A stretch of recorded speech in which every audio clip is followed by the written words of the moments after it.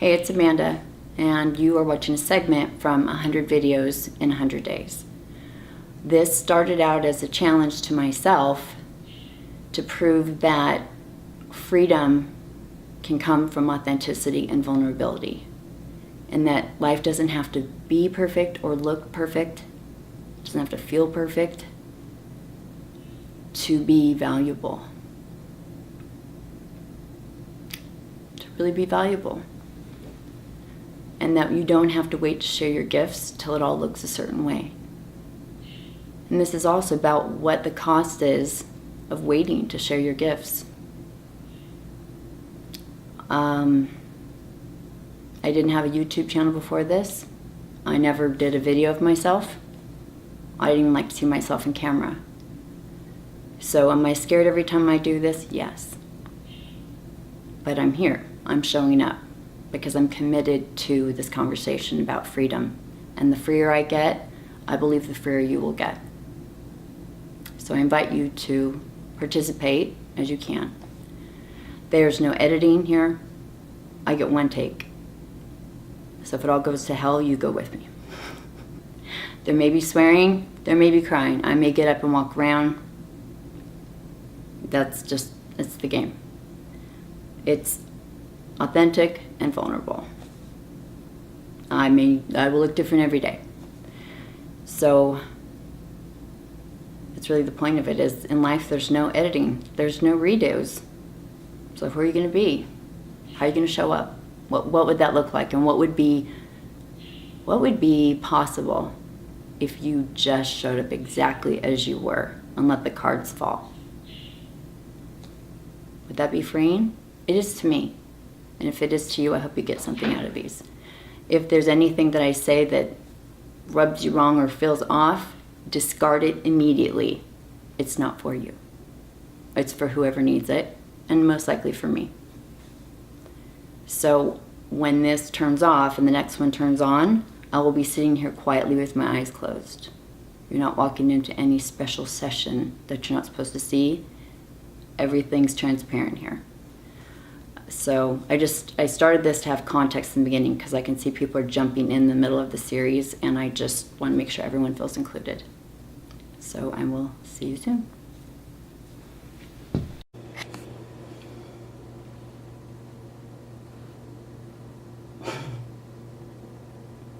Yeah, I see the hair too.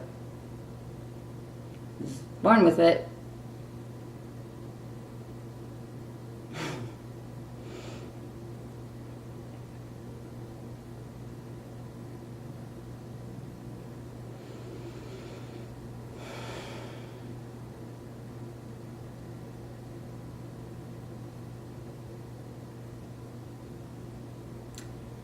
I've wrestled with this hair for 45 years. To be different, and be straight, or be curled this way, or curled that way, or whatever. But the story about this, clearly. That I can't control it. But I think it's funny now, because it's a really good reminder to me that you do things to try and fit in, and most of the time that looks like being really nice and good and sweet, and put up with tons of crap, do anything to help anyone, and da-dee-da-dee-da. Pretend I'm like a lamb. And really, I'm a fucking lion. I'm a lion. So I'll pretend all day to be that, because I saw that as a danger growing up. I'm a lion. Do I have lamb moments? Yep. Are they genuine? Yes. So is there a fear of being a lion? Really? No. Lions get shit done. Especially if they're present and mindful and caring about what's going on. People that look like lions that are attacking and beating people up, they're not lions. That is a sheep in wolf's clothing. They learned early on to be aggressive because that will get people out of your space, out of your face. It'll keep you safe. Me, be kind, be gentle, keep quiet, blend in. You won't be bothered, except life was like, yeah, you're not going to blend in, and we're going to make sure about it, because we know how sneaky your brain is, and it'll find every way to help you hide. Therefore, you are going to look like a lion, whether you want to or not. To help you. We're helping you, Amanda. We're giving you this giant mane that you can't control. So here we are. Me and the hair.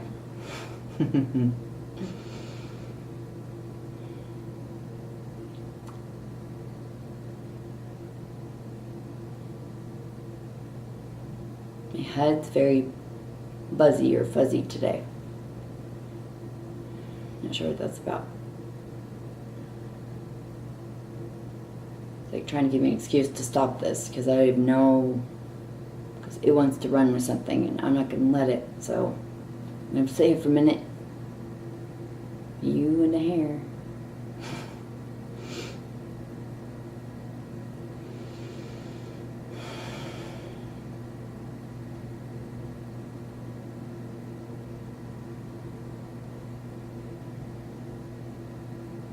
Nope.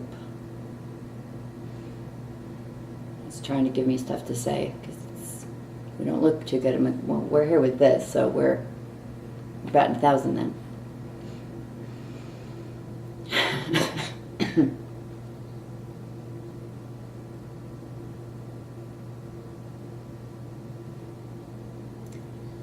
I saw an amazing gift I've gotten out of this yesterday. Never liked pain. Whether it's physical, mental, whatever, it doesn't matter. I don't like pain. I don't want anyone else around me to feel pain. So I have to research something to heal you, I will. If I have to counsel, coach you out, whatever, I will. If I have to distract you, I will. If I have to drive you to another state, I will. You need to fly you home, I will. You need me to build your business for you, I will. Just no one feel pain, because I don't feel pain. That's inconvenient and uncomfortable for me. Seems like it'd be less trouble if I just felt pain and let them feel pain, but nah. Keeps me busy. Keeps the lion tamed. Yesterday, I had to deal with my daughter. Well, I chose to deal with her. She was in a lot of pain. Emotional pain, relationship pain. It's one of the few times I could, or maybe the first clearly, that I was completely okay with her pain. Was it because she deserved it? No. Just know it's healthy. And it's very strange to view pain as healthy, but I really do now. I mean, in the moments that I do, which I had none of those moments before. Pain is an amazing motivator. It's actually what... There's generally two types of transformation that can take place. Most takes place in pain, and sometimes it takes place from inspiration. The inspiration one's hard to get to. But, you know, if you meet someone and you think they're cool, or something special about them, or whatever, sometimes it inspires you to step into that space. Makes you want to be a better person, or deal with your shit. So you can be inspired that way, and most of us, like me, the Queen of Stubborn, we got to go to the pain. That's fine. Body will send you pain to wake you up. Your mind will send you pain to wake you up. It doesn't have a problem with pain. The mind tells you it does, but then why is it causing you so many problems if it really has trouble with pain? So my daughter wanted me to fix it. Mom, just fix it. Tell me what to do, and then we'll fix it. Except when your answer's like, well, yeah, you should just feel the pain. I just feel so much anxiety. I'm like, so tell me what to do. Yeah, feel anxious. No, but like, what should I do? Like, oh, see, that's the thing. You do stuff all the time, so you don't feel anxious. So, do that. No, but like, what's the thing? Like, I mean, I get you're saying that, but like, what do I do? I'm like, yeah, just feel it. Oh, you're so annoying. So then, the ego just started talking right through that phone at me. It was interesting because I could see it not as her, but as the thing operating her. And I said that I love you and I'm okay with your pain. So if you actually want help, I can give you some pointers of where to look. I can't do it for you. I can't fix you. You're not broken. And I'm okay with your pain. Ah! So I hung up the phone. Why'd you hang up on me? I said, well, I'm not sure that technically I hung up on you. I hung up on the thing that's running you right now. The thing that's running right now is getting kind of nasty with me. I'm not mad. I just, when I can talk to you, I'm happy to have a conversation. Right now I'm just talking to a machine that's running you. And that asked me for help, and then is now telling me every reason why what I'm saying doesn't help.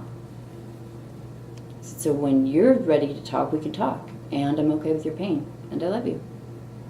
Hung up. Mom, what are you doing? I would like to talk to you. When you're available, let me know. I may not be available for 6 months. I don't know. I'm okay with your pain. It's a weird thing for mom to say. Weird thing for a human to say. But pain gives us so much information.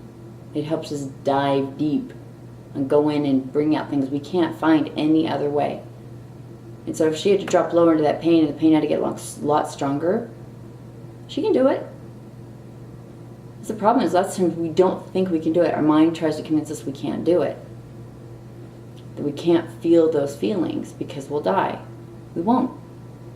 You know, she goes, but I need help. I'm going to freak out. She's down on a pier in San Francisco. I said, but then that's what you should do. You should freak out. Mom! No, I'm being damn serious. Go freak out. Well, yeah. So what would happen if you freaked out? What would that look like? Well, I'm going to be really upset. I'm going to walk around really upset. That's your version of freaking out? Jeez. I think it's a lot better than that.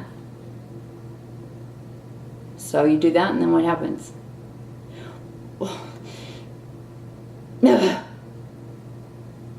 So just feel freaked out. Well, I don't even feel freaked out anymore. Okay, so it's there. Well, I don't know, but if you don't help me, I'm going to feel anxious. And feel anxious. What's it going to look like if you're anxious? Well, just, I don't feel anxious anymore. I don't. It's just, I'm sad. I feel sad. What? I don't even feel sad anymore. Okay, well then, what's the problem? Your thoughts are fleeting, and your emotions are fleeting because they're not you. Nothing to do with you. My daughter's in pain. It's there for her so she can look at something that she didn't look at before. I kept saying that to her, like, what's the pain about? It's not about that you miss somebody. That has nothing to do with this. Well, it's because I miss them. No. No. Anxiety does not come from missing someone. That is nothing. It's not even the ballpark of anything. No. There's an emotion you didn't feel before, and it's been triggered by that. And that's the story point. Like, well, I'm missing someone, so that's why I'm feeling this. And the anxiety keeps you distracted from that emotion that wants to come up and get healed up. It was never felt properly. And part of what I mean by properly is that when I tell people to feel their emotions, you know, I have someone going through a divorce. I'm just so sad. I'm sad. I'm just so sad. I get all these texts. Finally I go, I think you just need to be sad. Well, fuck that. No way. I'm not going to be sad. No way. I'm not doing that. I'll never get back out. So we're told that we'll never get out and we'll die. The other thing, and I think it's the biggest thing that we're told about our emotions, is that when we go to feel one, or we think we're going to feel one, it's never the feeling itself that's a problem. Like, I have a friend that's like, well, I'm noticing my mind and I'm watching these things. She's like, but I've got to feel these emotions, and just was this scared face on there. And I said, well, the thing is you're scared about the story about your emotion that your mind's telling you, and your mind can't feel emotions. So it's not a good reference. It's just giving you a scary story about the emotion, and it's showing you warped versions of it. If you need to feel mad, you don't see pictures of someone sitting there and feeling mad. You see pictures of rage, or you see someone shutting it down and storming out, maybe slamming a door and being distant. But you don't see someone presently being angry. What does that even look like? But what do we look like when we feel mad? Like the genuine, original feeling. What does that even look like? Do we even know? Does our face turn red? We grunt, growl, hiss?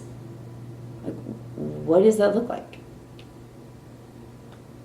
When I know from being mad or angry or whatever, sometimes it's an amazing motivator. Sometimes it gets energy to do a lot of things, to shift things in my life, to take a look at something, to stop something that is inappropriate. It's really good warning sign in a lot of ways. And, you know, we're afraid we'll look crazy. We get all these stories in these movies about an emotion that I'm not sure we even know what they really look like. And so we think, well, I don't want to feel mad. I don't want to feel sad because of how we picture it. Sad doesn't look like sitting there and tears and a cleansing feeling coming out. It looks like depression, darkness, storm clouds, rain, shut in, isolated. Have you ever been driving down the street and had a song come on and it brought tears to your eyes, but you felt amazing afterwards? This is cleansing feeling and you had almost like a euphoric feeling afterwards? That's called sadness. Don't tell anyone that feels good after you feel sad. If you actually feel the original emotion. And what I mean by original emotion is the pure feeling of sadness. Because people think, I don't want to be sad, I don't want to be angry because of that version, and yet the weird version that you're told about. At the same time, if you went up to a human and said, you know what, I can take sadness from you forever. You'll never feel it again. You want me to take it? Would you let him take it? I'll take rage from you. You'll never feel angry again. You'll never be mad a day in your life. That would be weird. You'd be numb. It'd be bizarro. Not to mention, if you take anger, you take sadness and stuff, you will take happiness and peace and calm right out the window with you. Because they are on the same spectrum. When you feel happy, the only reason you feel happy is because sad is on the tail end of it. And I've told people that. I'm like, when you feel happy, look, because your mind is actually bumping between happy and sad, and it's a rapid motion. People are like, no. I'm like, well, look, because we try and feel the story about happy. You look this way, oh, I'm happy. What if you just felt happy? What does that look like? What does someone that just feels happy look like? When you picture someone happy, they're in emotion, they're in action. What does someone that's just presently happy even look like? The reason happiness occurs is because you're vacillating between that and sadness, and it's a rapid thing. It's more on this side of the frequency. And when you feel sad, you're actually going back and forth between the two, but one is stronger. The only way you can know you're feeling emotion is because your brain actually pushes off the other one. So it's an instant comparison. I'm happy, and the reason I'm happy is because I'm not feeling sad. Because I remember when I feel sad, and I'm totally feeling happy, and if it happens so quickly, you forget. So it's kind of like, you know, when you sit there and you feel a lot of emotion, and you're feeling sad, and someone will give you a smile, a gift, all of a sudden you get a cute text or whatever. How quick do you jump to happy? And not just happy, but like laughing, tears, like the crying, laughing. Like it's right on the edge of that emotion all the time. So if you kill off sad, happy's going with it. I'm just learning to feel the pure emotion of it. So this is something I'm practicing is I've only ever known what those emotions look like by witnessing them through another person, and then they told me what they were feeling. So I'm hoping you're getting what I'm saying. So I'm reading a book, explain all this, but when you're a child and you feel an emotion or you have an expression on your face, you're told what you're feeling. Look, little Johnny's happy. Look, he's so happy because he's smiling or he's doing his little thing. And if he's not smiling, oh my gosh, he looks sad. You think he's sad? I think he's sad. But he's going on his little head. I think he's sad. Oh, come here. Oh, look, why are you sad? Why are you sad? Why are you sad? We're told what our emotions are from the time we're born. So how the fuck do you even know what you feel? You don't. But we're afraid to feel the pictures of what we're told feelings look like. I know what my dad looked like when he was angry. I'm not doing that. Everyone hated him. They stayed away from us. So I'm not doing that. That was his story of anger, or at least the way I interpreted it, I created it as my story. So I'm not doing that. So sometimes it's completely appropriate to be angry. And it isn't that.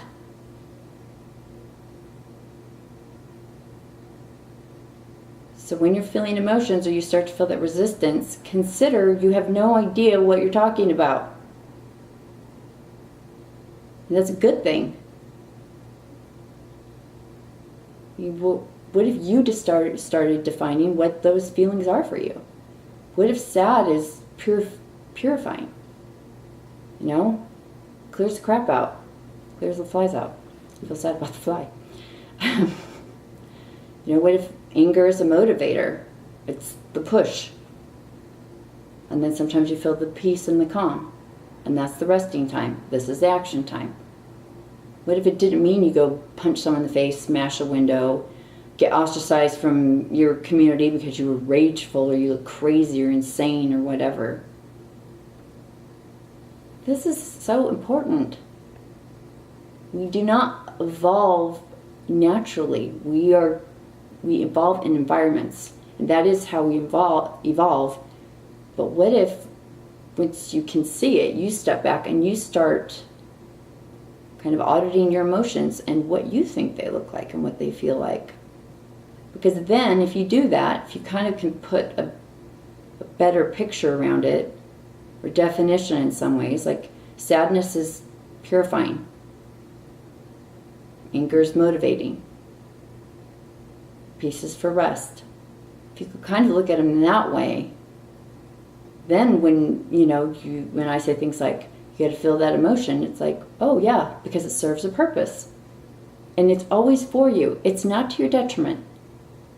The resistance of it is painful, and think in trying to experience it in that weird way that you picture that it is, that's painful, and it actually doesn't help because it's not feeling the real emotion. It's still just shoving down, distorting a story inside of you.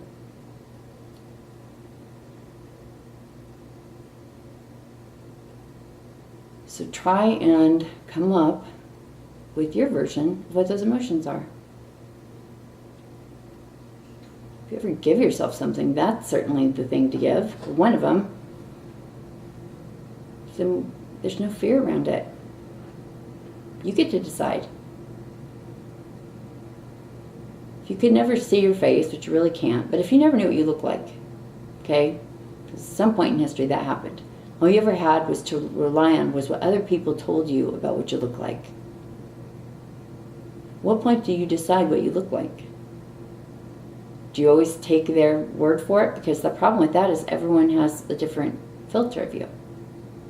It'd be like a flower, when you walk by the flower and you're like, you're the most beautiful flower I've ever seen. And someone walks by like, I prefer daisies. And they keep walking. It doesn't have anything to do with you. You're just expressing how you are and showing up the way you are. And then they have a filter and they see you in that way. So what if you just at some point define what you look like to yourself? Well, actually, I think I'm probably attractive, or I think I'm this or that, or just let it be. Just like emotions. What if you got to say, because you basically had the version of someone telling you what you look like your whole life without having seen it yourself. You've never seen your face. You've never seen your feeling. You've never felt it purely.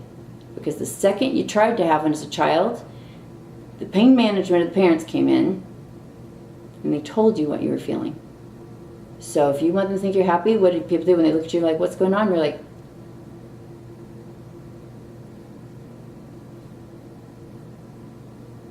you have signals and codes and movements, but no one's feeling anything. That's why we're sick. That's why we don't get the jobs we want. That's why we don't go after the people we love, because we think we are going to fill a warped third cousin that is inbred and whatever version of the emotion. But you're the original recipe. So find out your ingredients. Not the version of sugar, just sugar. Find out what you're made of. And then bake.